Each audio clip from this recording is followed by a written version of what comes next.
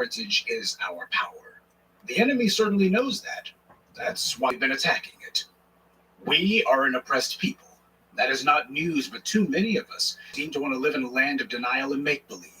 We want to pretend as if that's not the circumstance that we're in. A lot of the behaviors that you see us exhibiting as a group are not ones that we came about of our own accord. It's things that have been foisted upon us. Too many times we've allowed the dominant society to assign to us what our identity is, as opposed to choosing and acting for ourselves. This is what goes along part and parcel with oppression. You're able to deny the oppressed group resources that they need. You're able to tamper with their internal politics, and try to derange and derail their plans for themselves. And we see it most sharply expressed in the white media. This idea that all of these self-destructive behaviors that Black people as a group in this country engage in is just the way we are. No, in a large part, it is the way that we have been conditioned to be by outside forces who have used their massive economy for the sake of encouraging us to do things that are against our interests. And that brings us to these two individuals, Whitney Beatty and Ebony Anderson. Now, whenever it comes to discussing things, particularly about marijuana, there's a big number of Black folks, even in spaces like this, who need to get their minds right. Now, perhaps you've heard of Miss Beatty and Anderson, at least the last 6 months or so. You were supposed to. The white media want to make sure that you did. Just dealing with Byron Allen's LGBT advocacy website, The Griot, for example, from their article, which reads more like a paid advertisement, they gushed that these two are starting a marijuana dispensary. And according to the article, they also prioritize shelf space to women-led and people of color cannabis brands. They set up shop near the heart of Black Los Angeles and make a space curated specifically for and by Black women, so they could prioritize shelf space for women-led and people of color brands. Well, that's very interesting and ominous. Whenever we see the white media or their black sock puppets bigging up some people, some strangers, some interlopers who we never heard of, it ain't long at all before the whammy bammy comes in. We go from saying Black to saying women-led. That's that feminist talk. That's the button they're pushing. And people of color. Oh, yes, we can't have an article go by without making sure that we mention everybody. As always, we see the same old pathetic pivot from Black to people of color and women. I'm sure the white women who work to have the police, zoning boards, health inspectors, and other governmental groups shut Black businesses down, I'm sure they will be only too happy to occupy, or should I say colonize, your shelf space. And as for people of color, you do realize that includes the exact same Korean businesses who routinely assault and beat up Black women who patronize their beauty shops. Today, practically all Black women get their beauty supplies from Asian-owned companies who buy absolutely nothing from Black people and who have been caught on video attacking Black people who patronize their stores. You could not have it where the cash flow only goes in one direction and call that some sort of partnership or say that we're doing business. That's not business. But that is what's going on here. And the Griot wants you to see this as a W for Black people. Wait, I mean for Black women. Because that was the entire crux of this article. In fact, it seems to be the crux of everything that these two were involved in. And I know there's always a few lurkers here who support these bootlicks and are always making excuses for them, trying to run interference for them. When I tell you that they're trying to bring in as many non-Black people into the mix as possible, they said it themselves. In an interview with the feminist rag Essence website back in June, when talking about their so-called partnership with the parent company, Whitney Beatty said, "This partnership is a game changer for us. Not only does it allow us to have the capital necessary to open up our store and build the Josephine and Billy's community, it also allows us to create opportunities for other Black and brown cannabis cultivators and manufacturers along the supply chain." Other Black and brown cannabis cultivators, blah, blah. That's sprinkling sugar on crap. First of all, let's put aside how retarded it is to call someone who grows pot a manufacturer. That's like calling a cattle rancher a manufacturer of beef, but I digress. Considering how plentiful marijuana cultivation is in Mexico, and their close proximity to California, does anyone think that the brown cultivators and manufacturers cannot flood these two eggheads with product? Secondly, can you name any black cultivators or manufacturers of marijuana? These states do everything they can to deny black business people a dispensary license. And if by incident you do happen to get one, then they do what they always do to every type of black business. They send in the health inspectors or building inspectors, the fire marshals, the zoning board representatives, all with claims that you violated some city ordinance or other, and they gotta shut you down. But for some strange reason, that seems to be an issue that Beatty and Anderson aren't having. Indeed, they're getting wall-to-wall coverage from these black bootlick media types. Apparently, nobody seems to see them as a threat, and I have to wonder why. When you see some Negroes who the white media or their black bootlick sock puppets are giving attention to, that's how you know they're on the take. So for this Beatty woman to use the word black to camouflage what they're doing is ridiculous. Always the gender warring with these clowns, but when you received every crumb of your daily bread from white supremacy, or in the case of Byron Allen, a white media suck-up, then you're going to talk like them and regurgitate their crap talking points because that's what you have to do to get your next crumb, or to hopefully prove your bootlick credentials to whatever white media outlet you're desperately hoping to prove yourself to. These morons have created their own twisted, sick internal culture where these asinine phrases are basically their entire vocabulary. It doesn't work in the real world, but that's the entire point. White supremacy's provided these clowns with make-work token jobs, where they've taken refuge from reality. White supremacy's given them their own little bubble, or should I say, safe space. And you notice that this Whitney Beatty woman has the Bunny Ruckus blonde weave thing going. Also the oversized California eyeglasses, like it's the 1970s or something. You don't use eyeglasses like that to see things, you use them as a way to get noticed. But the only thing tackier than her fashion sense is her attempt to link marijuana to black icons, and to get black people to think of this as our heritage and our culture. These potheads are calling their little hemp store Josephine and Billy's, after Josephine Baker and Billie Holiday. That to me is blasphemous. Trying to take their little pothead shop and this little devious plan that they've got to be driving wedges between black men and black women and undermining our community with this garbage, and trying to wrap it up in the respectability of our icons. Billie Holiday was a victim of white supremacy. The animals who run this satanic prison calling itself a society, they tormented Billie Holiday her entire life until they eventually hounded her into an early grave. Billie Holiday had fallen heavy into substance abuse, and she didn't enjoy it. Opium, cocaine, marijuana, alcohol. You want to know why she did all that? Because of the white supremacy she had to endure every single day of her life. She was a perpetual target of the evil white supremacist government of this country. She didn't do all that drinking and smoking drugs because she wanted to. She didn't do it to feel good. She was doing it to dull the pain of being a black person in this white supremacist hellhole.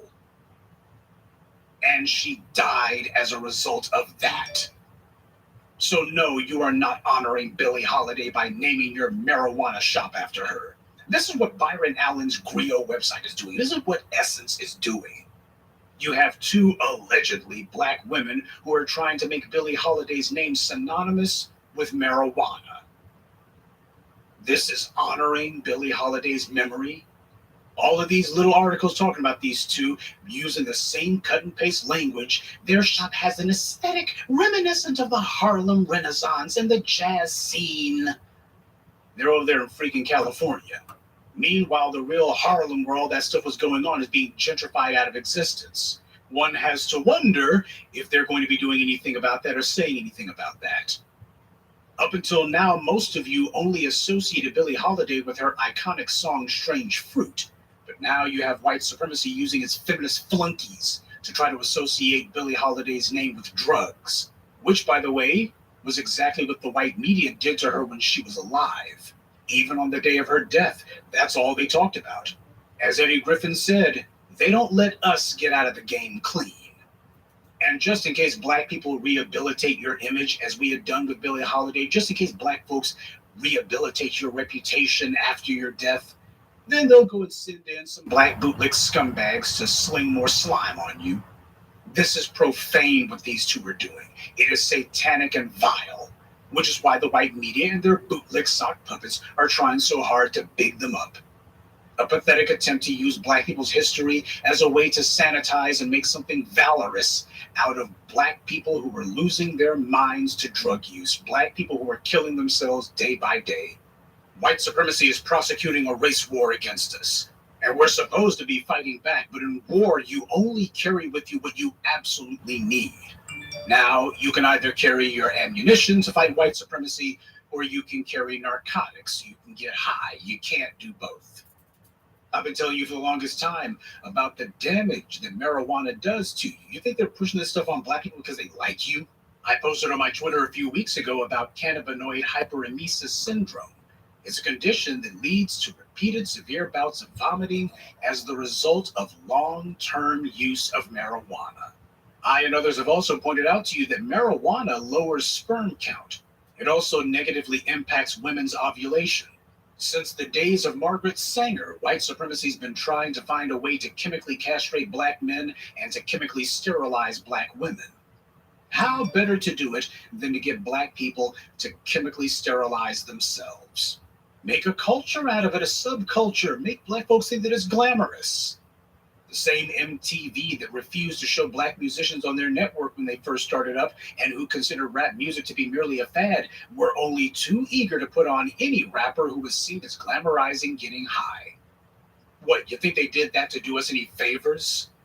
So when I see the white media's black bootlicks trying to prop up fools who are telling black people, oh, look at this, we're going to have a marijuana dispensary and it's going to be dressed up, the shop will be dressed up to make it reminiscent of the Harlem Renaissance. This is what the white media has always done. Co-opt black culture and then sell our own culture back to us as if they were the ones who invented it, as if they were the ones who own it. Using nostalgia to bait us into our own destruction. We are a people who are supposed to understand the value of our history. But if someone teaches you a false memory of the past, you have no hope for a future. If somebody indoctrinates you with the idea that smoking weed, getting high, and getting blowed is somehow part of our heritage, then they've served you poison in a candy coating. Just because a group of black people did something, that doesn't mean that it was right. That doesn't mean that it's our heritage or that it's something that we want to continue. It just means that there was some black folks doing. And we better start drawing some distinctions, by the way. This is what Byron Allen's The Grio's putting out there. The white media has made a big push in the last 12 months, and especially the last 3 or so months, to promote these bootlick, phony mouthpieces who claim to be media for black people. Dope advocacy belongs in rags like High Times, look it up. It doesn't belong in the black media. There's nothing glamorous about being a pothead. There's nothing glamorous about living your life in a fog. There's nothing beautiful about being intoxicated. And no, you don't look cool while doing it. Our people need to be sober, sharp, and alert. We are at war. And if you let these bootlicks convince you that you can go through war being casual, then the only thing you'll become is a casualty. There's a huge difference between history and heritage. And you need to recognize the difference and not let the white media's bootlicks con you into taking on self-destructive behavior and trying to rationalize it as being our heritage, when in reality, it's the dysfunctional part of our history. It needs to be jettisoned and done away with and forgotten. Now, first of all, we need to define terms. What is heritage? The etymological roots of the word heritage come from the French word hériter, which means inherit or to make an heir. So heritage means to inherit. Did our ancestors pass down drug addiction and getting blowed all day as our inheritance? When they built the Black Wall Streets, were they making it a point to have drug dispensaries too? Did they want that for their children? Did they want to give that to their children as their inheritance? So let's understand that just because something is part of our history, that does not make it a part of our heritage. Everything happens in history. Slavery, the massive dehumanization, the butchery and barbarism, the bedwenching, the buck dancing, all of that happens to be part of history with our people, but that is not our heritage, and you better draw a line. Don't let some scum-sucking, intersectional, zaddy-worshipping bootlick for the white media tell you otherwise. Being drug addicts is not part of our culture. This is bootlicks trying to take the dysfunction and problems that we've had foisted upon us by our oppression and then tell us this is who we are. Being a bedwench is part of history, but that's not part of our heritage. Listen, nobody, I don't give a rip who tries to tell you otherwise, nobody uses drugs to feel good. They use it as a way to anesthetize themselves, either because they're in too much pain to fight white supremacy and they don't see another way to get away from the pain to escape it, or because they've just given up altogether. I told you about the Opium Wars, where the British used opium grown in India and pushed it in massive amounts onto the Chinese. It was the British attempting to soften China up for invasion. The Emperor of China saw what was happening and he put a stop to it. This is the domestic variation on the same theme. You need to understand how insidious this stuff is.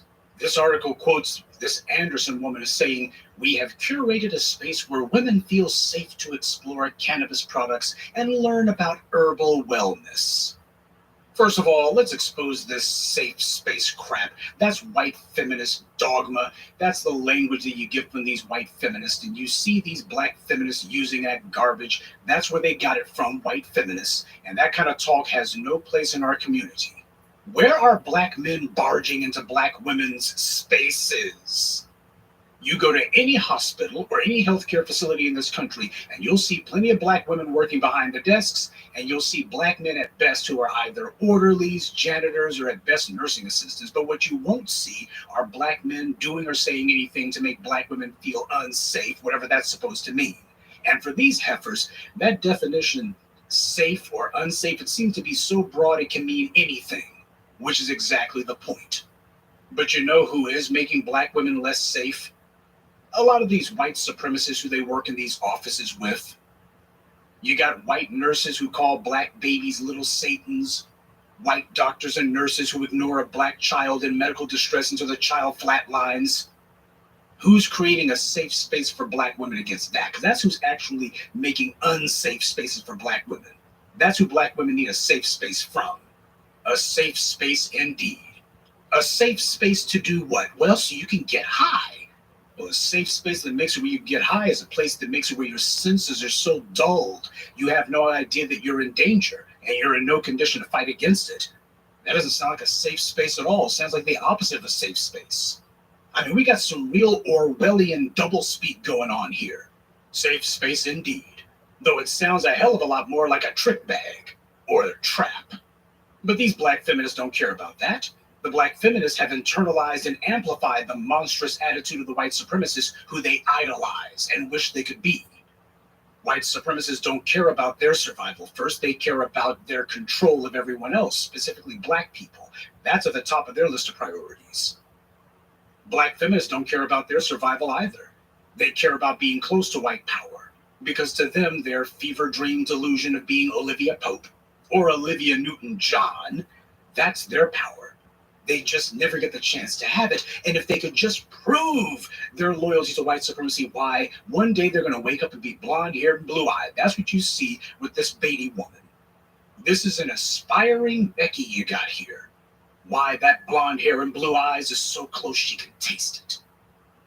So whenever you hear one of these black feminists jabbering about safe spaces, that's how you know you've identified an operative for white supremacy. This is more about self-hating Alice Walker, Toni Morrison crap. The black feminists hated being black. They despise their own black skin. They idolize blonde-haired, blue-eyed white women. They want to be white women, and they're furious that it's never going to happen, so they vent their insanity and rage at black men. Now, are these two immigrants or perhaps intersectionalists? Perhaps they're LGBT, I don't know. But it's worth discussing because they're trashing the names of two of our DAS/FBA icons in their attempt to drum up some business for their weed shop.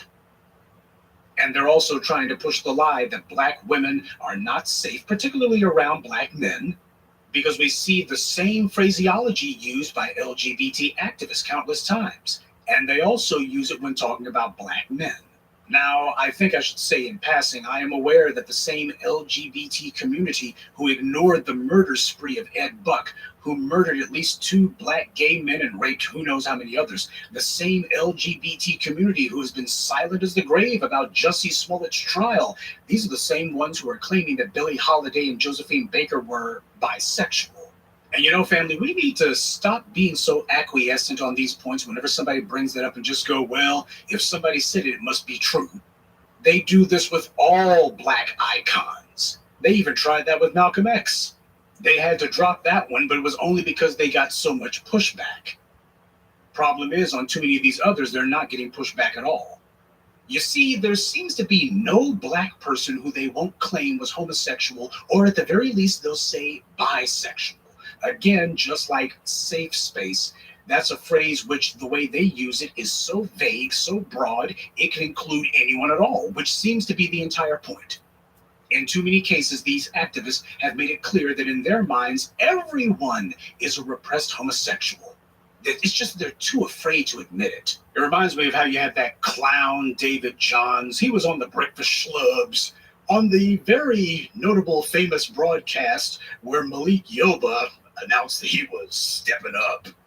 But you'll recall that David Johns, among his many blatherings and brain farts, he dropped this particular pearl of wisdom. Right? Why do we ask boys to go in one bathroom and girls to go in another publicly when y'all bathrooms at homes are inclusive bathrooms? They are trans bathrooms. Everything is LGBT.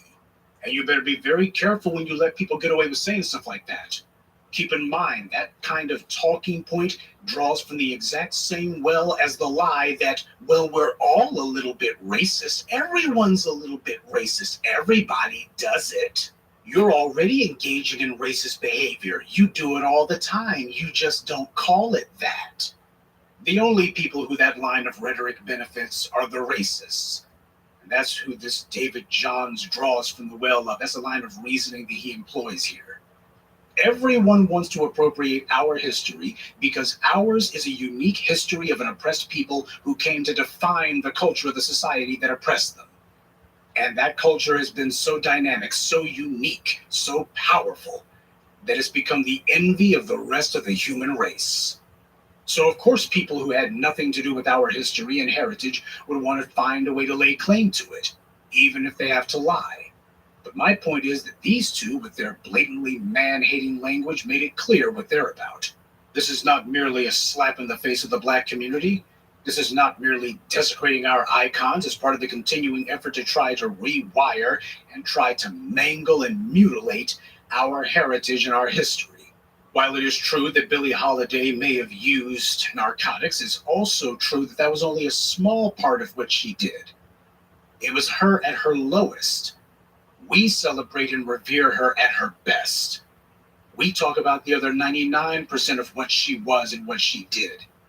For somebody to call themselves naming a pot shop after Billie Holiday, that is to emphasize one part of her life, the lowest part of her life, at the expense of everything else about her. You're ignoring Billie Holiday. You are denigrating her. You don't honor her by doing that. You don't honor Josephine Baker by doing that either. And this is what Byron Allen and the rest of the black bootlick media props up. The black media has been documenting for the longest time that whenever you've seen states like Colorado and others legalize marijuana, for some dang reason, black folks still keep getting hemmed up over it, still keep getting arrested over it, and still get sent to jail over it. They just do it under different pretenses. And as far as the sale of marijuana goes, they got no problem with that, as long as it's white supremacy selling the marijuana to black people. We should have a rule about these kind of things. You notice that I am not sitting here telling you, you shouldn't own a marijuana dispensary. I'm fine with black people owning a marijuana dispensary. I am not fine, however, with black people using the product. And I'm also not fine with having a bunch of white money propped up bootlick operatives, interlopers coming into our community and attempting to co-opt our history and our icons as nothing more than a gateway drug to feminism, intersectionalism, and asinine alliances that do not work. I'm fine with black people owning weed dispensaries. I'm fine with it. In fact, we should do what this white supremacist society has done to us. Make sure that you set up the dispensary as close to the schools as possible. Make sure that they're on the right side of town. You want it to be within easy reach of all those residents. Make sure that they have access to it. Because if it's okay to have a liquor store on every corner in the black neighborhoods, especially liquor stores that black people do not own, who put nothing into the community but take money out of it, while breeding all sorts of otherwise undesirable behavior and elements in the area, well, in that case, then you shouldn't have a problem when it happens in other people's neighborhoods. But somehow I think that having black people owning marijuana dispensaries in predominantly white areas will be greeted the same way as black people who own a restaurant in a predominantly white area, or in an area where the white supremacists think they've got sway with the local governmental authorities. This video address happens to be about marijuana, and at the same time it's not about marijuana at all. The same way that this putrid little defecating on our icons has nothing to do with Josephine Baker and nothing to do with Billie Holiday. It has everything to do with the continued onslaught against the things that are precious to us, the nonstop effort to redefine it and mangle it and twist it and pervert it until it says what white supremacy wants it to say. As Malcolm said, every time you break that seal on a liquor bottle, that's a government seal you're breaking, and he's absolutely right. Because if they didn't want you to have it, you wouldn't. Don't believe me? Just out of curiosity, how much money you got in your pocket? Yeah, there's trillions of dollars floating around, but for some damn reason, these white supremacists are excellent at making sure you don't get any. When's the last time or any time that the white media or their black bootlicks have made it a point to prop up somebody who's talking about this empowerment stuff, things that's going to put you in the driver's seat?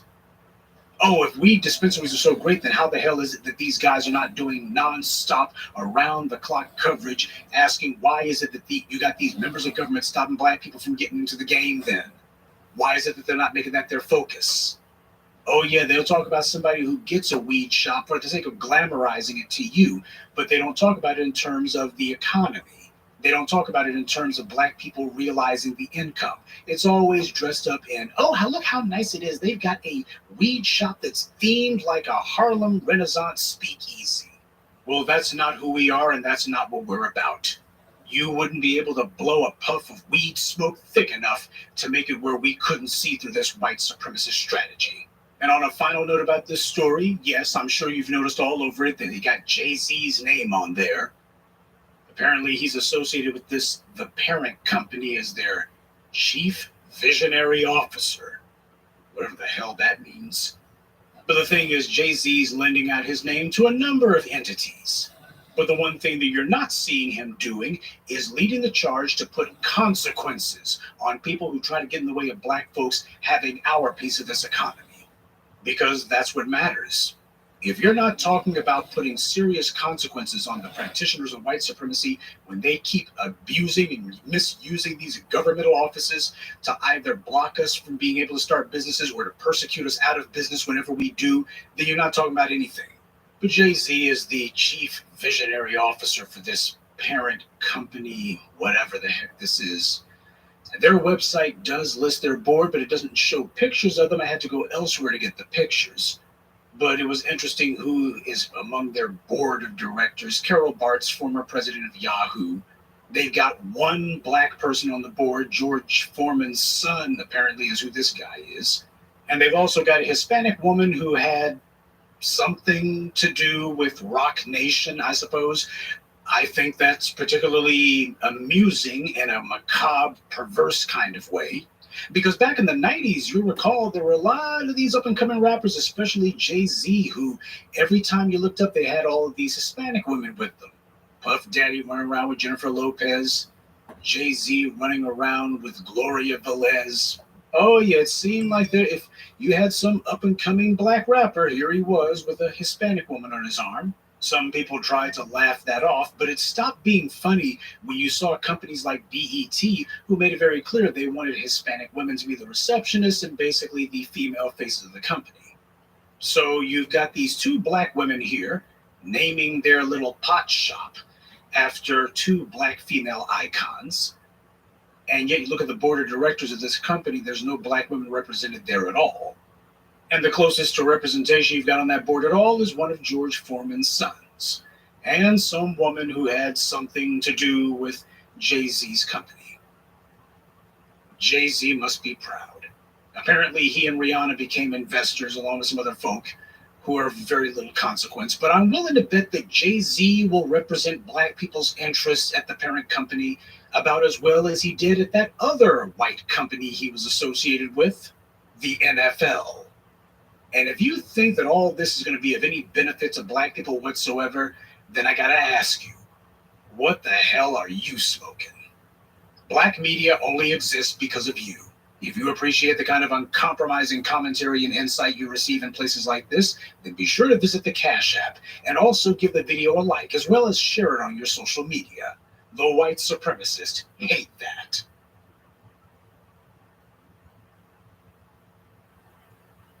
You guys looking for a way to give back to your local community this holiday? Stay tuned for more information.